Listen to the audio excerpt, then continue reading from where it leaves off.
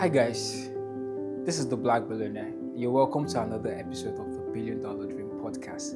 I guess today is a business development expert at a multi-million dollar real estate firm. So guys, let me break your jaws today.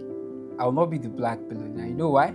I'll be Shedrack. I've actually met a real billionaire. So guys, let's welcome Chuka Okonjo. I'm very honored to have a celebrity in my Chuka finds it funny. Not quite. It's not a celebrity quite yet. We're almost there. We're almost there. No, but honestly, thank you so much for having me, Shadrach. All right, thank you. You know, the last time we met at Ikoyi, Mm-hmm. I don't know if you saw it, but it was quite evident that I Mm. was starstruck and I could not even finish up my meal. And I was thinking of how to pitch it to you that I run Yeah. a podcast and I would love to have you on it. But then I found the words coming out and Mm-hmm. they didn't just come out; they came out in colloquial terms. Do you understand pidgin language? I do. I do. I mean, I Okay. didn't necessarily grow up here, except for when I was very young. But I mean, this is home, so I think I picked up on most of what you were saying. Okay. So your content popped up on my TikTok FYP Mm-hmm. while I was still in Abuja, sometimes around June, July 2025. And then I was in the real estate industry. It was not quite Mm. favorable to me. So I was still navigating my path, and today I'm in the corporate world like full time. Yeah. And your kind of your niche in TikTok or on TikTok was a little Mm. bit different. You talked about the real estate market and you came with facts, and it was just quite different from what the average realtors do. So Yeah. can you tell us how you're able to do something different? I mean, Yeah. you The stood out. approach. It's actually very simple. The principle is just that I'm showing what I'm learning at the same time. I'm quite young, Sure. really just starting out in the real estate industry. So there's no deep well of expertise within me. I mean, I'm standing on the shoulders of giants. My Mm, parents have been in the real estate industry for many, many years, and a lot of people around me as well. However, for me personally, and my approach is primarily based on what I am learning on the as I go go. along, as Yeah. I work in the industry, as I meet new people, and so on. And it just so happens that there's a camera that I'm holding at the same time whilst doing that. So I think maybe that's what's novel, is that a lot of people might be a bit fearful to showcase what they're learning and how they're going about expanding their knowledge base about their industry. But I just saw that as an opportunity to create content and gather a following and distribute the things that I was interested in. Okay. So before we go into the session proper, I just want Yeah, to ask you a few questions. Can you tell yeah, us more about yourself, your yeah, background definitely, educationally, and definitely. Yeah, so I grew up. I mean, we started off just by saying that do I understand pigeon? exactly.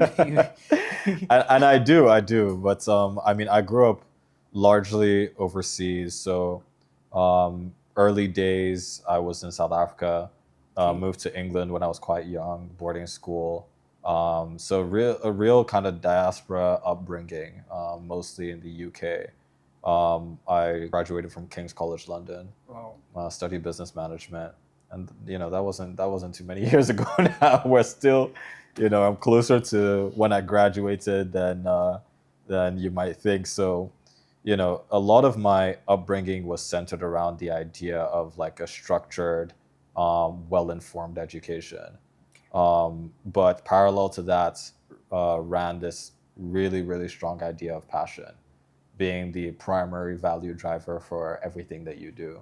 Mm. Um, Both my parents are entrepreneurs. Everyone in my family is actually an entrepreneur in their own right. So really creating. I didn't know that I wanted to study business or even go into necessarily being an entrepreneur until quite late in my education. In fact, I thought I was going to be an engineer until I was, essentially going to university. Not that I was good at maths or good at science. It just seemed like the well-structured thing to do. But I Yeah. think as you grow up and you learn more about the world and that idea of what does passion really mean, what are you really interested in, kind of starts to weave in. And yeah, so I went to study business in university, and the rest is history, honestly. Okay. Yeah. So, what do you think about the Nigerian real estate market? Yeah. Because while I was in Abuja, I noticed if you're driving through Gwarimpa, Wuse, and some of those major areas, Sure. you find out that a lot of people are should I say, trekking, on the roads with handbills, with flyers, and Yes. everybody in Abuja is now a realtor. A So I'm like, realtor. do Yeah. you think the industry or the sector is Yeah. saturated? Yeah. So I don't think any sector in the world is saturated. Um, I think every industry obviously has its periodic highs and lows in terms of interest and Yeah, demand and so on and so forth. There's market dynamics. sure. But I definitely don't think the real estate industry is saturated. What I do think is that, we have this running joke that anybody in Nigeria could be a realtor. Your gatesman is your Yeah, realtor. sure, sure. Your driver is your realtor. It doesn't matter largely, Yeah, or people feel as though it doesn't matter who's selling them the property. It's really about who has access to information. Um, that's also a systemic thing. So, I mean, in certain countries, in order to actually be able to transact and deal in real estate, you have to have certain levels of certifications. okay. Whether it's Unlike here, that unlike here. everybody wakes up and just Yeah, and you design can and you can transact, but again, largely Nigeria is largely transacts in informal markets. So okay. we're compounding, trying to put in structure in place, and at the end of the day, it's always going to be up to the buyer um, to decide on whether or not the person that they're looking to transact with is of the correct standing in order to actually complete whatever deal that they're. If you want to transact with a gatesman, then you transact with a gateman. If you want to Sure. do it with somebody that's 10 years in the industry, has certifications, then you'll do that. But I think it makes it more dynamic and a little bit more fun also. So I mean, You see, and that yeah, brings us to you as a yes, business development expert yeah. at a multi-million-dollar firm. I mean, not experts yet, so I say we're still, Okay, again, yeah, like the celebrity you thing, we're don't know, still Chuka, you're negotiating. expert. So just take it. I'm not trying to put, Yeah, you're I expert. appreciate the And please don't monitoring. play the I'm humble game. I know you Hey, are. no. All right. So, how Yeah, do you identify yeah, opportunities in the property market? yeah, Because why I asked the previous question was because it looks like the industry is saturated. I was in yeah, that for sure. industry and I never closed the deal. Oh, wow. Not even one. But Not even not one. one. I've done Elise, no, shortlets. exact. I mean, No, fair enough, honestly. and the Yeah, properties I had then were not as expensive as for sure. the ones you have. And I'm Yeah, like, if your properties are more expensive and yeah, you're closing deals, how is someone like me not able to close deals even when they are less yeah, expensive? So I just want to yeah. know how you identify profitable Opportunities. opportunities in the industry. For sure. I mean, one thing I would say is that the the deal value as much is not as much a marker of whether or not a deal should close. So I mean, Okay. if you can have a property that's 50 million naira take as long as a property that's 5 billion naira to Sure, sell. sure, exactly. It's about whether you have a good product. And I think that therein lies the crux of your question, which is, how are we selling properties potentially at a better rate than other people, when it seems like everybody is trying to sell properties and some people are doing good, some people are doing bad.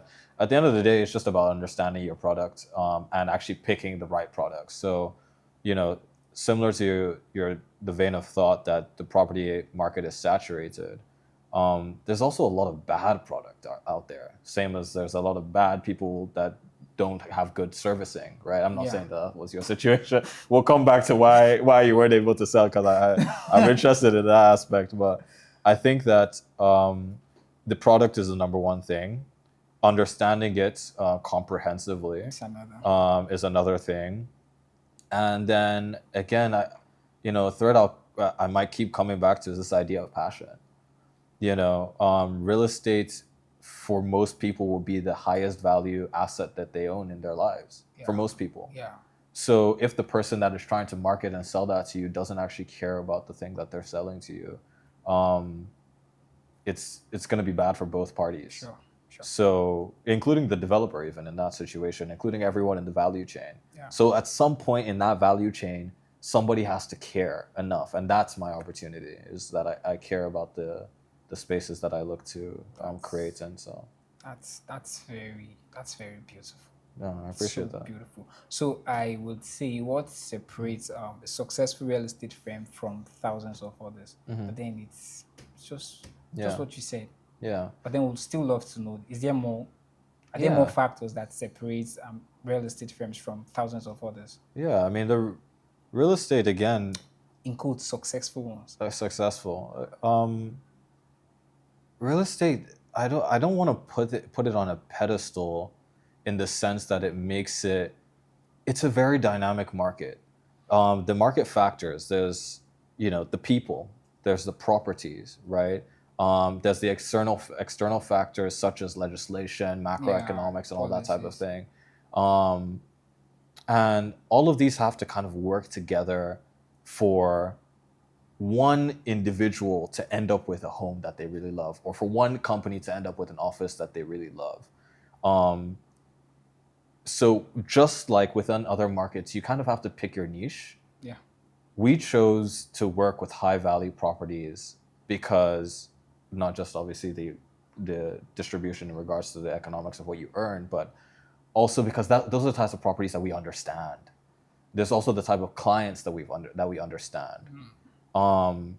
And we really have like a global outlook in regards to how we develop properties, and also the properties that we look to bring to market. So when you have those types of standards, it's just about picking a niche, right? Whatever standards that you live by in your normal everyday life, how does that translate to the type of products that you want to sell? So within real estate, niching down, understanding your specific product again. I think that's just the main crux of it, honestly. Yeah. Okay. So you have properties in Abuja? Yes, yeah. So what we tend to say is that we're not a volume brokerage. This is for Fine and Country West Africa, because we of course have Compound, which I'm sure we'll talk about, but we have properties in Abuja. So Fine in West Africa is different from Compound? From Compound, yeah. So Compound is a property development company. Okay. And Fine and Country West Africa is a high-end real estate brokerage and advisory firm. Okay. So the main focus from a brokerage standpoint is value. I'd much rather have 5 really high value properties, and I don't just mean high value in terms of price. I'm talking about the information. The developer is good, or the landlord is really good and is cooperative. The location, obviously. So high value properties, then have 100 properties that I'm so on. Yeah. And that's why we could work within Abuja, Lagos, and Asaba, and Ghana, and so on, because we're not looking for every single property on the market to try and flip. We're looking for the ones that we're very confident about. And that's a major switch, I think, for most people, is most people work on volume. Okay. Yeah. That's beautiful. So how do you build long-term relationship with investors? Yeah. I mean, I wouldn't say I've built any long-term, because I mean, just to put it frankly, I've only been in the real estate industry technically for less than 2 years. Less than 2 years. Yes. Doesn't mean. Yeah. So no, but I mean, I'll answer how I'm looking to do it. Building relationships with investors is just like it has to essentially be non-transactional. Okay. Right, because an investor is very different to a buyer. Yeah, sure. Right? An investor is looking long-term, just the same way you're looking to build a long-term relationship. An investor is looking for compounding benefits from whatever they're looking to invest in. Sorry, if I were watching this, I would take notes, because this is a crash course. No, I mean, it's just the starts, but it's important to note the difference, because when you're talking about a buyer, if I'm in FMCG and I have this bottle of water that I want to sell, the buyer of that bottle of water is getting an immediate benefit, and they're going to throw away the bottle after, or hopefully they have a water bottle, whatever they poured in, so on. But with an investor, the relationship is an ongoing series of benefits sequentially and hopefully compounding. So that's why it's less so, what do I have to sell this person today, and more so, what is the conversation I want to have with this person today or this month or so on and so forth. And you'll find that a lot of investor relationships end up being not just I'm selling you this idea, but we're actually almost co-creating an experience of investing in something together, because I give you information, you tell me a little bit more about the things that you're seeing in the market, and I just so happen to have expertise in this specific thing. Yeah. Very similar to like, wealth management and so on, all these aspects of business that really do require you to have more of an understanding of the person than of the transaction. Process, yeah. Yes, Process. exactly. So that's how I kind of see things from relationship standpoint. But again, early days. We're waiting to see what that looks like over the next decade or so. I try to think in Okay. longer term So spans. I'm going to be goofy a little Please, bit. please. So let me take off my glasses. So, Try across my legs and just so can you see? I'm looking at you in the eye. directly, yeah. Chuka, this is the Black Billionaire. Mm. Give me your pitch deck. Pitch. All right. Pitch like you're with an investor. Come on, Yeah. I'm the Black Billionaire. So it depends on which what I'm trying to bring forward, but at this moment in time, we're looking at the market specifically Okay. within Nigeria as a major opportunity, and both the macroeconomic factors and the microeconomic factors that are being translated in the world, high-level macroeconomic factors, whether you're talking about war or culturally, a lot more diaspora interest within Africa, and then specifically, of course, within Nigeria being one of the largest economies on the continent. And then microeconomic factors in regards to the way people are looking to live. I mean, even within the luxury sector, the change from product focus to experience focus means that Lagos in and of itself and other established or establishing markets are in a unique position to have actors such as, for example, Compound, our property development company, create products, developments that are actually catered towards the way that people want to live their lives today, which is both locally, culturally centered, and designed for a lifestyle and experience of today. So Compound, for example, we focus on design-led real estate and developing properties that follow a very simple design principle that we call all. So that's airflow, light, and landscape. It's very simple. And we boil down the entire macro and microeconomic situation that our investors are interested in into those design principles, meaning that if they want a property, it has to have those three things. It has to maximize airflow, it has to maximize light, and it has to maximize landscape.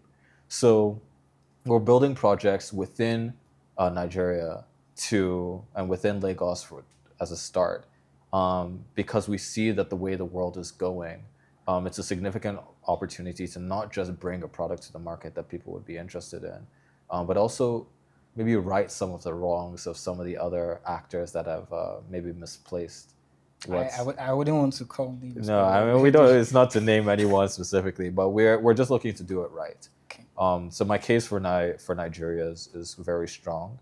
My case for Africa is even much stronger, and we do take a what some might call a Pan-African idealism when it comes to our investment strategy. That makes sense. Yeah. So you live the major part of your life overseas. Definitely. Why are you so interested in the African markets? Yeah. I mean, it's beyond just business. It's now passion and social impact. So why are you so passionate about the market here? About the market. I mean, the first and I guess most obvious answer is that it's home. From a literal perspective, I mean, my family specifically also is very rooted in where we're from. I'm from Delta State, a place called Ogwashuku. Very rooted in where we're from. But from a larger perspective, the opportunity is there. And I think if we're talking about, this is a business podcast talking about billionaires and becoming billionaires and so on. There's a major investment focus, not just from African companies, but also international corporations. And we have the youngest, Africa is the youngest continent in the world. there's already major schools of thought that focus on Gen Z, for example, as Yeah. a major market segment. And so we therefore have the largest market segment of Gen Z in the world. But beyond that, if we're not just talking financially, if we're not just talking culturally in my own heritage, beyond that, I feel that there's a massive shift happening right now. So a term I've been using often in conversations is Renaissance. Renaissance. My sister would probably be more articulate at speaking about this because this is her field of thought. But I, I yeah. think we spoke the other time, and Yeah. then I told you about the talk on table, Yes. my SDG 16. Exactly. So there was a time I convened a session where we talked about the African Renaissance and the Portus policies. Oh, interesting. I'm digressing a little bit. No, please. Yeah. So I love politics. I love public administration. So Yeah. just came up with something when Donald Trump came in as the 47th US Major president, shift, and yeah. then he started to cut off some stuff from Africa, like Yeah. Nigeria particularly, like Yeah, the USAID, USAID and stuff. So I came up with a concept, and then I brought in some guys, and then we talked about the African Renaissance and the Portus policies. Yeah. I think you can marry these two Definitely. concepts together. So when you mentioned Renaissance, my mind went there. Yeah. But that's we're digressing. Let's just go back. No, that's a perfect example of it. I mean, I have a few people that work in like politics and politics adjacent. Listen, I'm not the most. I do read a lot. I can't quote. It's very, very evident. Oh, thank you. I mean, but funnily enough, I was gonna say that I'm not great at, quoting specific facts and this and that. Yeah. But what I do understand is sentiment, is market sentiment and consumer behavior, or what I like to believe I understand. You mentioned this the first time we spoke on. Yeah, I think likely, Wednesday, yeah. 2 weeks back. That's what my focus was, right? Yeah. So I can understand an idea, right, and then find the evidence that idea is what's happening in the market by way of what we're actually already actioning. And lo and behold, the sentiment that I have found through numerous conversations, not just with diaspora, but even people already living on the continent, that this is what we have to stick with. We have to make things better. We have to build the schools, right? We have to build the healthcare distribution chains, right? Yeah. Because at the end of the day, who else is going to do it? Sure. You said yourself, you study the USAID retraction. And that aspect of understanding that the wealth isn't just in the money that flows into the continent, it's also in who is building the systems. Sure. Is really what's at stake. And I think that that's the major opportunity and focus point for myself and for many other people that are doing excellent work. So what mistakes do you think new developers often make before they delve into the market? So specifically property developers, of course. Yes, property developers. Yeah. So the two major choke points for most developers tends to be, first of all, funding and then distribution. Two very key aspects of property development. The funding obviously being essentially critical. And for example, we have a threshold for developers that we work with that we tend to only work with developers that have at least 50%, preferably around 60%. But if they're they have a lot of history and reputation within the game, maybe around 40% of funding already secured to develop. Because what a lot of people come into the development aspect saying is that, listen, let's have this concept, I've maybe done some architectural drawings, so on and so forth. I'll just let off-takers fund it, right? And there's models for that. Like, for example, some people do syndicates, where it's essentially a group of people coming together specifically just to build as a group. And therefore the funding is already there because all the people that are coming together have their funding because they're getting units specifically within the house. But most developers tend to be a little bit more laissez-faire about the funding side of things, and then you find a lot of development stall because that funding hasn't been really structured. The other side is distribution. So distribution in the sense of who exactly is the end user for these properties. It's very easy to build what they built on the next streets, which is a 5-bedroom duplex, Luxury villa, luxury luxury, apartments. whatever. Very easy, and it seems my dad was saying that it's almost as if all the architects went to the same school, But I've spoken with some really good architects. So, at the end of the day, it's what the developers want, because they're seeing one of their friends built it, and therefore they'll develop the same thing. So it depends on also the type of developer. Are they a single individual that's just trying their hand, or is this an institutional developer? But distribution is a major. Who is actually the end user? How are we getting the property to the market? Do we care about the branding? Do we care about the end user? Okay. Yeah. So how do you think housing deficits can be solved in the next, Yeah. say, 5 to 10 years? 5 to 10 years. Is it too short? I mean, no. Listen, I'm not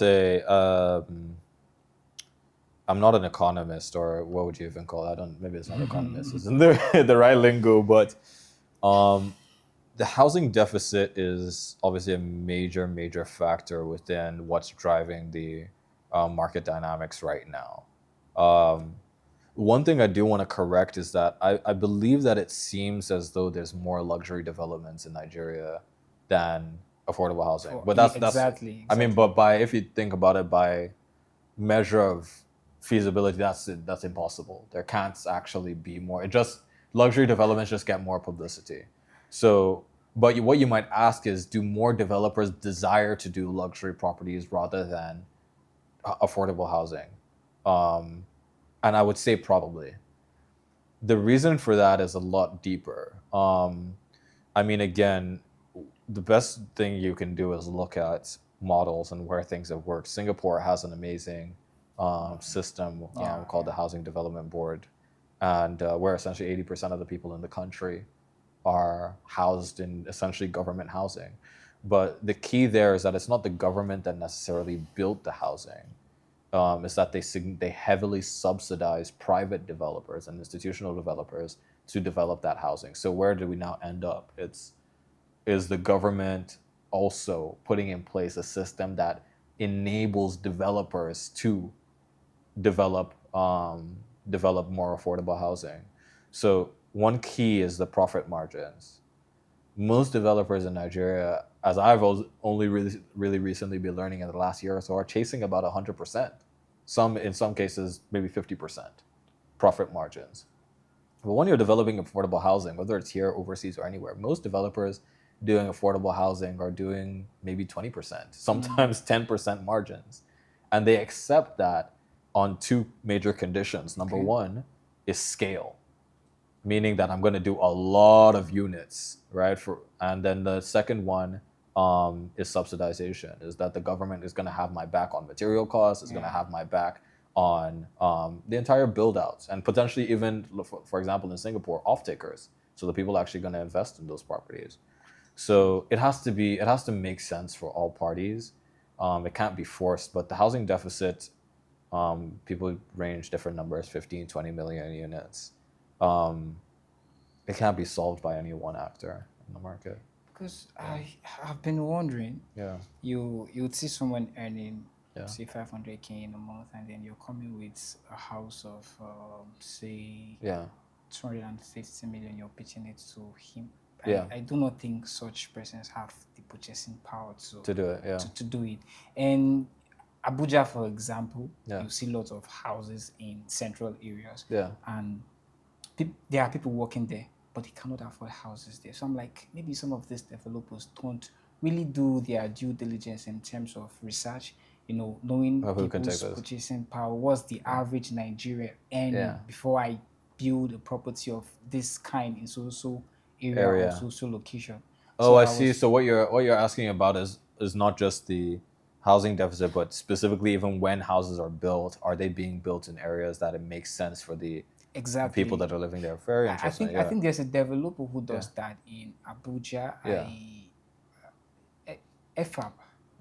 FAB. I feel in any way come across FAB. No, I'm not sure. He has properties virtually in every area. So his properties are, they fit categories of people depending on the areas they located, where they stay. Definitely. But that's by the way. The market is so young, so a lot of the terminology that's even used, CFO, your title documents, like RFO. RFO, land use charge. All these things are it's constantly developing and evolving in regards to the types of language that people use, and that's also a very core aspect. I mean, we've even, for example, when we market, we don't say master bedroom, we say main suite.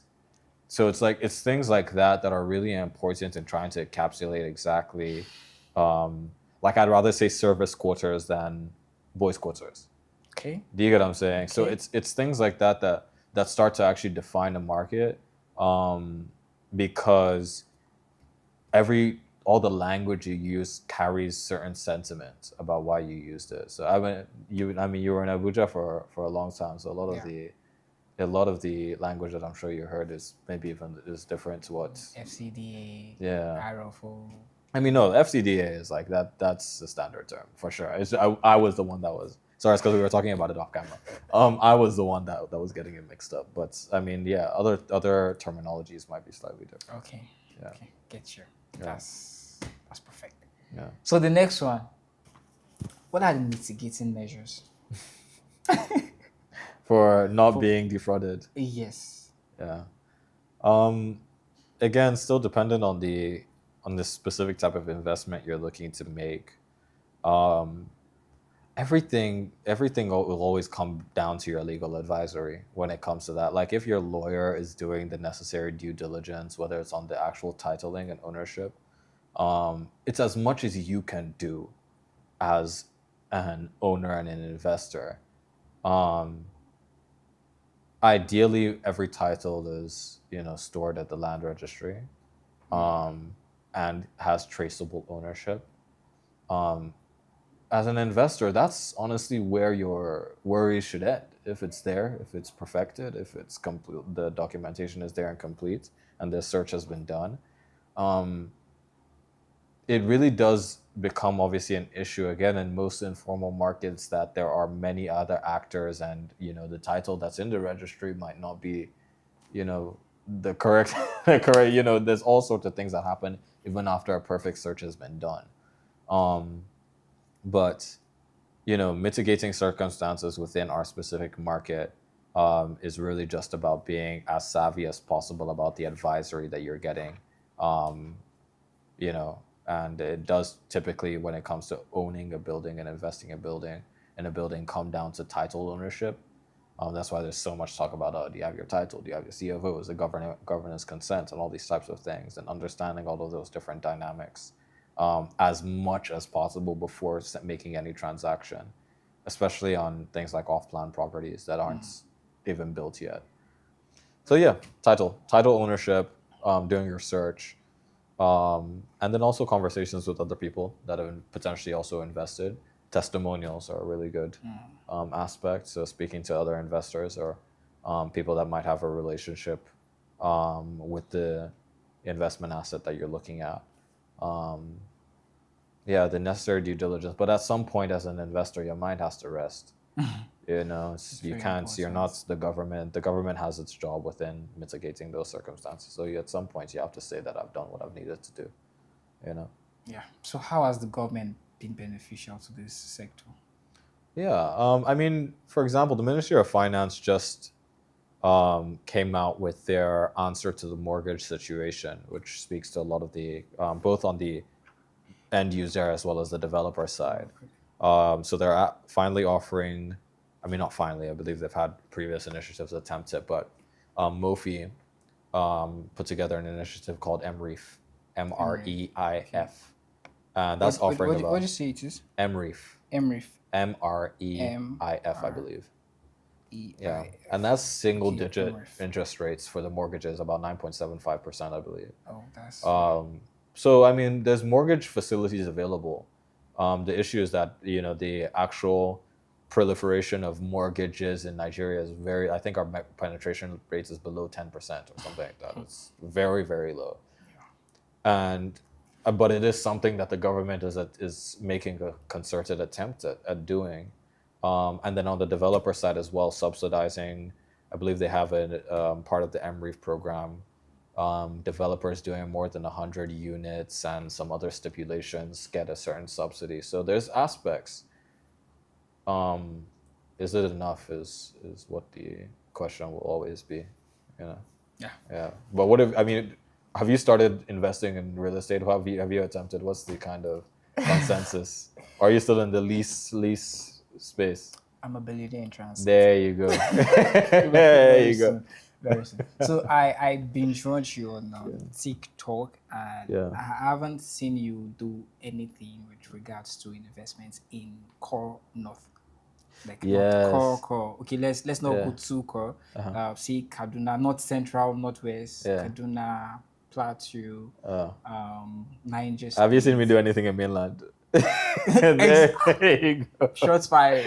No. I mean, it's not. It's what I'm more so saying is that I'm still very early in my specific, Oh and then yeah. also For what I was saying about pardon me. You niching. see, No, it's the, okay. the mistake is from me. Your wealth of experience and expertise Yeah. makes me think you've been in the game for like decades. So I Yeah. tend to just I appreciate that it also we might come across as though we should essentially have expanded, but also I mean a large part of real estate is location focused, right? yeah. So we really focus on Lagos Island because we really understand that market. I wanted to ask you that Yeah. because I noticed it was just Ireland and then some parts of Abuja. Abuja, yeah, It's definitely. not even the Abuja is not everywhere. Yeah. You don't have a property in Kubwa. There you go. So again, it's and that's what I meant earlier in the conversation about value, not volume, because most people, it's like anywhere and everywhere as long as like, somebody just gives me information, but I'd much rather really deeply understand the specific types of properties and market that I'm operating within, um, than try to expand out too quickly and have like just kind of a cursory understanding of the Value. things that I'm marketing. Value, not Yeah. volume. Yeah. There's a car brand. Is it Bugatti or Yeah. Rolls Royce? I don't know one of Yeah, those- Ferrari. Yeah. I don't know. Yeah. The brand said its customers don't watch TV. There you go. So they have just a list of people who patronize exactly. them. So I'm not really sure of the Yeah. brand. So when you mentioned value and not Yeah. volume, I get to think of it in this aspect. Yeah. It's not just about looking for customers, it's about targeting Exactly. specific Specific customer. type of customer. In this case, elite. Not necessarily, but I get where again, and maybe that's my marketing hasn't hit the mark there. Because I think most people attribute obviously the value part obviously to cost, to the price, or the price rather of the property. But value for me is a myriad of things, but chief of them being information actually. Okay. I can't sell a property I don't know anything about. Meaning that the developer, the property owner, the landlord is not giving.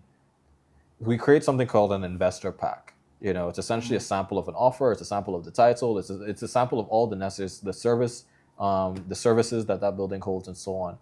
And it's a necessary asset for us to understand what the actual value of the property is. So that's what I mean in terms of value. So when it comes to our customer base, it's not necessarily just elites that I look at or high net worth individuals. It's whilst that might be a heavier distribution based on where our location is based.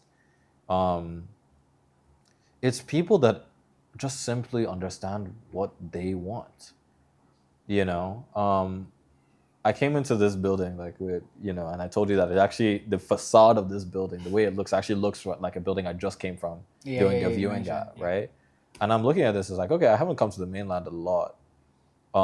Let's take a look inside, because this could be a mandate of ours. Like this could be a property that I'd love to show people, depending on the different house. So then my next thing would be, okay, let's talk to the landowner or the landlord and find out certain information that would then allow me to understand whether or not this project is valuable to me.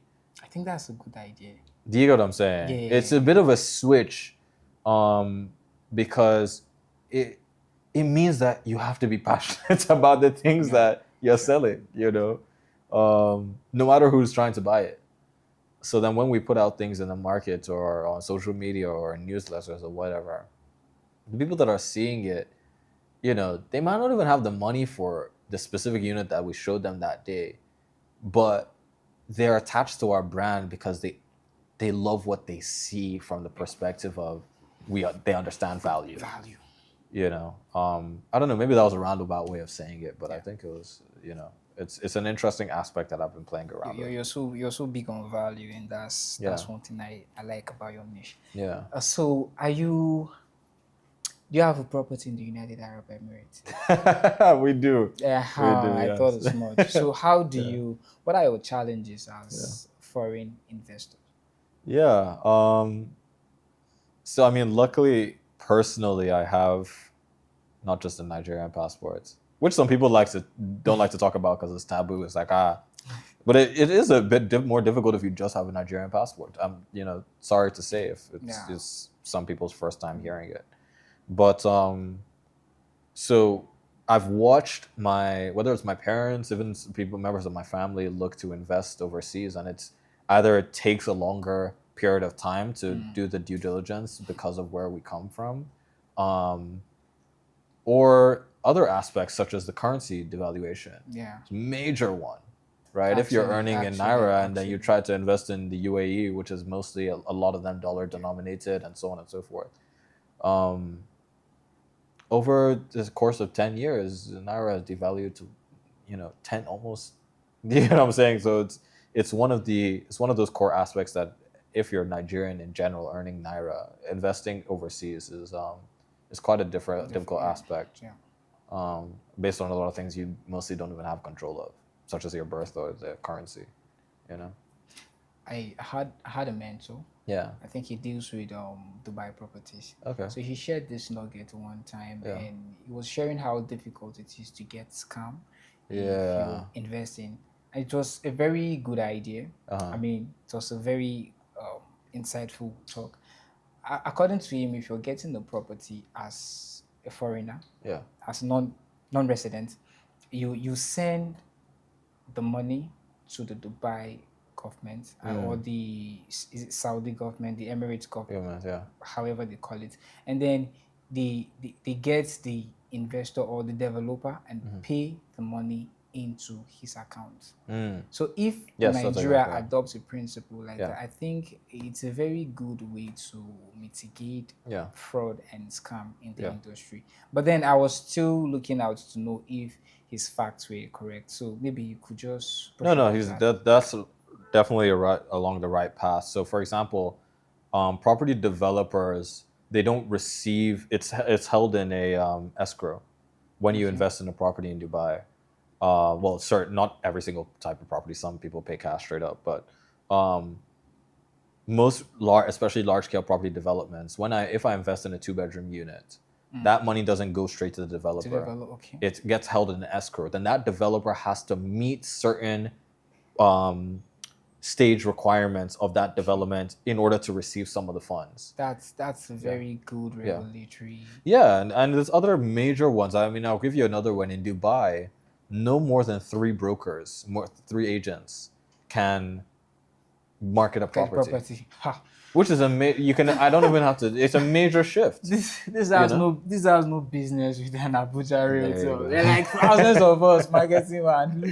There's and it ends up being a big problem. And funnily enough, it devalues the property completely. Actually. So there's some regulatory aspects. There's some regulatory aspects that definitely. This is a crash course for me, and I'm beginning to see why I've not been able to close a deal. Yes. I mean, you just said something and it's as if a veil is taking off. Yeah, 100%. It's not about the marketing. It's not about the PR and ads. Yeah. It's about value. Yes. I mean, I've not seen any other person marketing the properties I've seen on your page. Yeah. I've not seen another person trying to sell them off. It's just you, and then maybe it's just you.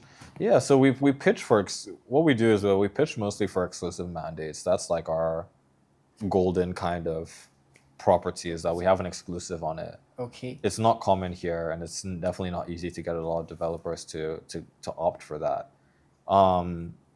But a large part of that because there's quite a few mandates that we have that we don't have an exclusive on. But then it does become about how you market it. So what advice do you have for someone out there who who wants to venture into the real estate market Yeah. or the industry Yeah. as a developer, Yeah. a marketer, or anything, Yeah. what advice do you have for someone like me? I think I was not properly armed with the right information. Yeah, like I said, this is a crash course. Yeah. I just learned a lot. I learned a whole lot. It's not about the volume. It's Yeah. about the value. Yeah. And if I had this knowledge prior to this moment, I'd rather go pitch myself to a firm that is in line with this thought process. Yeah. So, what advice do you have for someone who wants to venture into the Yeah. industry? What can you give him? What informations do you want to arm this person with, so that at the end of the day, he would find it profitable? Yeah. Advice for anyone venturing into this industry: know what you own, and then distribution is everything. So you have to be a perfect expert at what it is that you own, what you have in your hands. And so that can be either tangible assets, meaning, okay, you have this apartment, could you sublease it?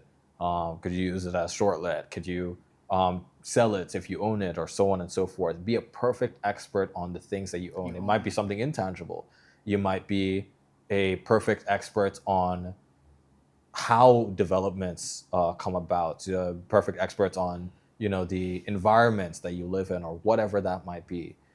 So you have to be a perfect expert about your product first, and then distribution is everything. All right. Right? Bringing that to the market and identifying the specific type of client base. Distribution is, my primary business philosophy. It's everything to me. Yeah. It was a privilege having you on this episode of the Billion Dollar Dream podcast. Thank you. I look forward to more episodes. Yeah, And no, fantastic. I can't wait to come back on. I think that there's so many things that we didn't touch on. Yeah. That I know that people want to hear about, and also that I'm curious from your end about. So thank you for having me.